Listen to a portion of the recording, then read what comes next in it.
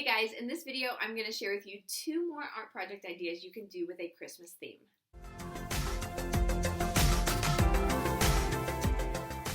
Hey guys, welcome back to video 11 on our Christmas theme. Our first art project is to paint using Christmas ornaments. I have little Christmas ornaments, but you could use different shapes or sizes, and then you're going to let them paint using the Christmas ornament. I like to rock mine back and forth to create a neat design, but they also make nice dots as well. The second art project idea is to create an ornament. For these ornaments, I would get clear ornaments from the store and then put paint in the middle of the ornament and let the child swirl it around to create a design using the paint.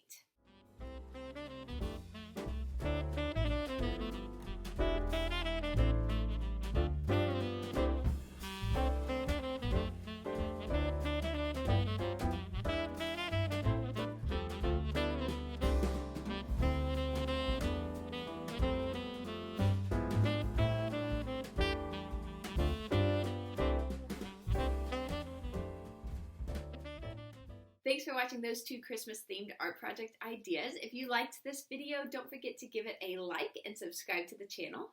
I will see you in our next Christmas video.